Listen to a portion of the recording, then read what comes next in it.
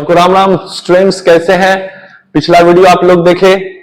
अभी जस्ट थोड़ा सा टाइम लगेगा इसमें, चूंकि है क्या आपके लिए बिल्कुल नया है। मेरे लिए तो हम यूं ही बक बक करते हुए आगे बढ़ जाएंगे, लेकिन आपको समझ में नहीं आएगा। अभी हम चार क्वेश्चन डील कर चुके हैं। पिछला वीडियो अगर आप देखे होंगे तो ये जो है अभी फिलहाल कंपटीशन के लिए, इंटरमीडिएट के लिए सारा ऑब्जेक्टिव क्वेश्चन को मैं डील कर रहा हूं। आप देख सकते हैं ये आपको यहां से स्टार्ट हुआ था। आप देख सकते हैं माध्यमिक इंग्लिश शिफ्ट 1 जो है ना, आपका स्टेट वाला जो दिए हैं एग्जामिनेशन में, वो 5/9/2023 को जो एग्जाम हुआ था उसका ये पेपर है, तो उसी को मैं डील कर रहा हूं। क्वेश्चन नंबर 1 हो चुका है, पिछला वीडियो देखिए। 2 हो चुका है, ये देखिए 2 हो चुका है, ये देखिए 3 भी हो चुका है, ये देखिए 3 भी हो चुका है। ये आपका क्वेश्चन आपका डीलिंग हो रहा है, आप देख सकते हैं। ये क्वेश्चन हो गया 3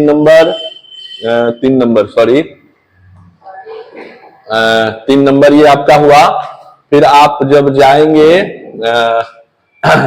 नीचे आपको हम लाते हैं, आप देख सकते हैं 2 नंबर, आप देख सकते हैं 2 नंबर, आप देख सकते हैं 1 नंबर।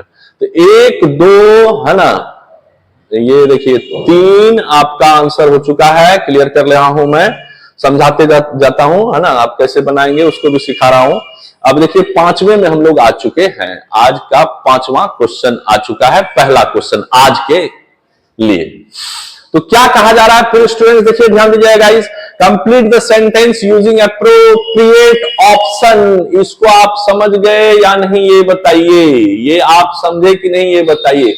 ये आपको समझना बहुत जरूरी है, इसको समझना होगा, ठीक है। इसको आप समझ लीजिए। ये देखिए क्या कहा जा रहा है, ये कहा जा रहा है complete the sentence using appropriate option. यहां पे आपको कुछ दिख रहा है, श्याम दिख रहा होगा, एंड हिज ब्रदर्स दिख रहा है, तो आपको यहां देखना है थर्ड पर्सन, ये भी है, ये भी थर्ड पर्सन है और ये भी थर्ड पर्सन है भाई। तो थर्ड पर्सन दोनों जब रहता है ना, और बीच में एंड रहता है, मानो बीच में एंड रहता है, तो आपको ध्यान में रखना है कि एंड के पहले क्या है। तो एंड के पहले आपको क्या दिख रहा है ऑप्शन में, क्वेश्चन में श्याम दिख रहा है। तो श्याम के लिए आपको देखना है क्या आर लग सकता है, बिल्कुल नहीं। क्या श्याम के लिए हैव भी लग सकता है, बिल्कुल नहीं। तो फिर आप बताओ हैव लग सकता है, बिल्कुल नहीं। तो अब श्याम के लिए आपके पास एक ऑप्शन बच गया जिसका आंसर क्या है, इज। तो आंसर आपका इज हो चुका, ये रहा आपका आंसर। लेकिन और जब होता श्याम और हिज ब्रदर्स, बात को समझिए, श्याम एंड हिज ब्रदर्स है तो यहां श्याम के अनुसार चले गए लेके। लेकिन अगर और होता तो फिर इसके अनुसार से चलना होता है स्टूडेंट्स। आप सेकंड नंबर क्वेश्चन को देखिए, ध्यान दीजिएगा तो समझ में आ जाएगा। चलिए यह आंसर आपका बन चुका है।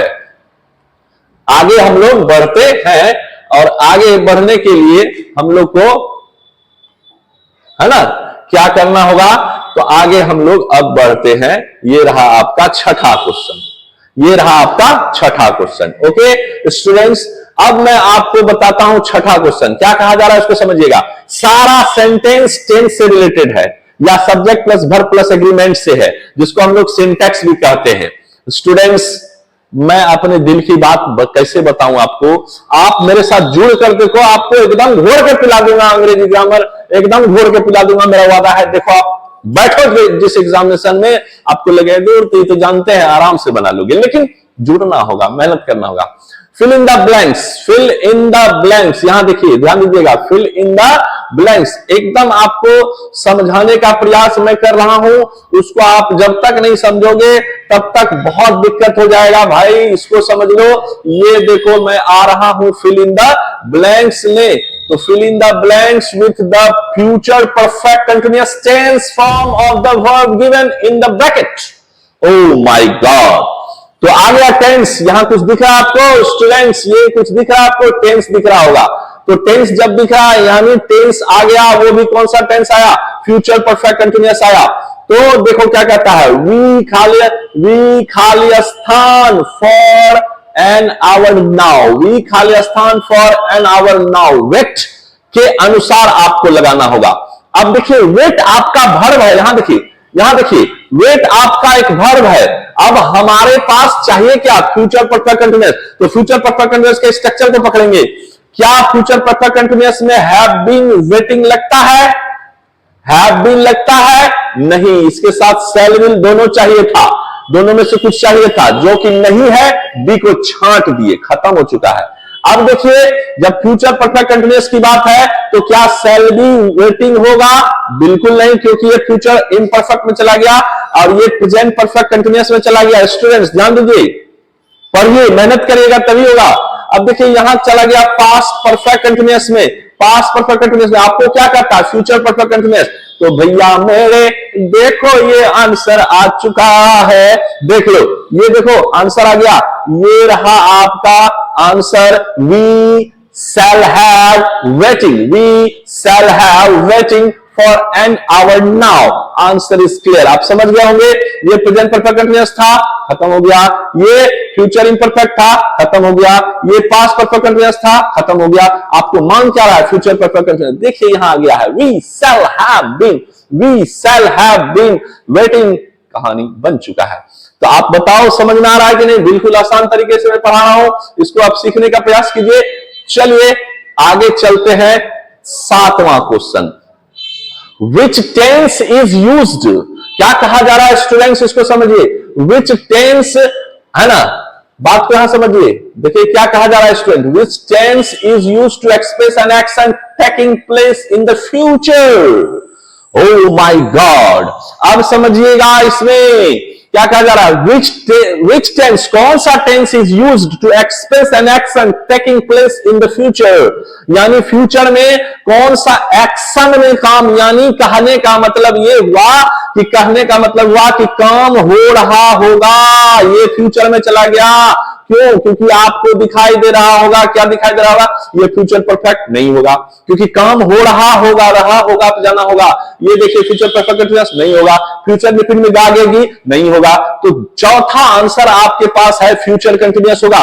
क्यों होगा फ्यूचर कंटीन्यूअस? क्योंकि क्या क्या कहता है, विच टेंस, कौन सा tense is used express an action taking place in the future, यानी फ्यूचर में एक्शन कौन कर रहा है, जो काम मतलब जो है फ्यूचर में चल रहा होगा, ऐसा करके। तो आप देखिए यहां पे ये क्वेश्चन का आंसर बन चुका है। आंसर ये होगा फ्यूचर परफेक्ट कंटीन्यूअस। देखिए इस प्रकार से ये आपका क्लियर हो गया और ये आपका छठा क्वेश्चन भी बन चुका है। तो चलिए स्टूडेंट्स 7वां क्वेश्चन भी बन चुका है। 8वें क्वेश्चन में हम आ चुके हैं स्टूडेंट्स। 8वें क्वेश्चन में क्या है? Identify the tense, identify the tense used in a sentence. My God इतना आसान है, आइडेंटिफाई करना मतलब पहचानना है। When shall our application be approved? When shall our application be approved? अब आप बताओ यहां पे कौन सा टेंस है भैया मेरे? तो याद रखना है shall है, shall will, shall will कहां लगता है? और shall will जब लगता है उसके बाद देखिए कुछ और है। तो when shall our application be approved, ये चला गया किसमें? फ्यूचर इंडेफिनिट में। तो फ्यूचर इंडेफिनिट टेंस देखिए ना, ये देखिए when our shall our application, यानी यहां पे किसको हम पकड़ेंगे? ये आपका एकदम क्लियर हो चुका है, फ्यूचर इंडेफिनिट ही होगा। क्यों? क्योंकि आपको क्या कहा जा रहा है आइडेंटिफाई करने के लिए। तो shall will किसमें लगता है? फ्यूचर इंडेफिनिट में। समझ में आ रहा? तो shall will के बाद यहां कुछ और है नहीं, इसलिए फ्यूचर इंडेफिनिट होगा। आंसर आपका बन चुका है, ये रहा आपका आंसर, ये देख लीजिए। तो इस हिसाब से चौथा क्वेश्चन भी आपका बन चुका है। इस हिसाब से अब आप देख सकते हैं 8 क्वेश्चन मैंने अभी जस्ट डील कर दिया स्टूडेंट्स। अब मैं चलता हूं आगे आपके लिए 9वां क्वेश्चन लेके आया। 9वां क्वेश्चन क्या कहता है स्टूडेंट्स? Identify the tense. फिर कहता है टेंस को पकड़ो, टेंस को चुनो, टेंस को पहचानो। Identify, identify, identify the tense, identify the tense in the given sentence. My father's shop has been sold out. Has been sold out. Has been sold out मतलब क्या हो गया? ये पैसिव में चला गया स्टूडेंट्स। बात को समझिए, यहां पे किस में चला गया? पैसिव में चला गया, हैज बीन, और हैज बीन के बाद क्या, B3, यानी ये किस में चला गया, पैसिव में। पैसिव में जब होता है तो हैज हैव के बाद बीन लगता है, वर्ब का तीसरा रूप होता है। तो अब आप देख लीजिए प्रेजेंट परफेक्ट का, ये प्रेजेंट परफेक्ट का ये पैसिव है।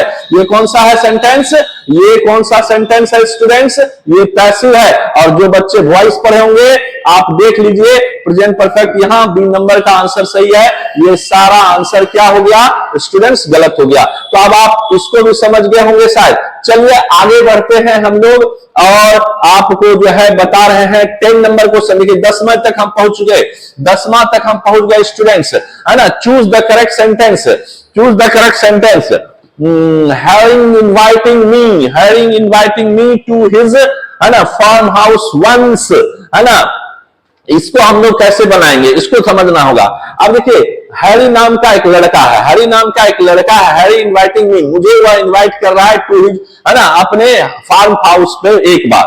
अब देखिए हैरी नाम का लड़का है, सेल इनवाइटेड मी। अब देखिए सेल के बाद B3 आने लगता है, यानी ये आपका खत्म हो गया, है ना, ये खत्म हो गया, ये भी खत्म हो गया। क्यों खत्म हो गया भाई, किया था। ये देखिए C नंबर आंसर होगा, एकदम होगा, इसको कोई काट नहीं सकता है।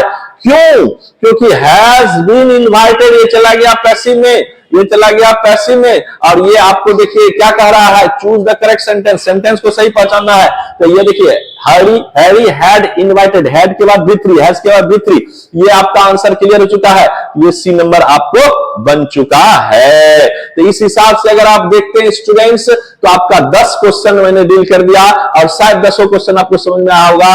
और 11वां क्वेश्चन के लिए हम लोग मिलते हैं अगले वीडियो में। सबको राम राम।